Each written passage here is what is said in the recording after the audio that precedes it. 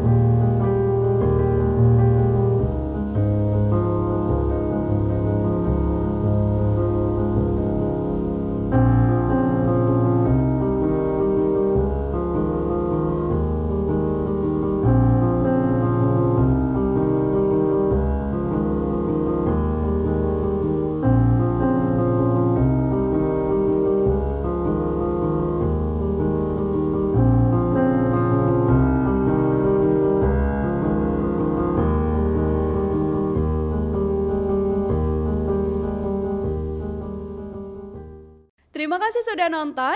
Jangan lupa like, subscribe, dan share ya.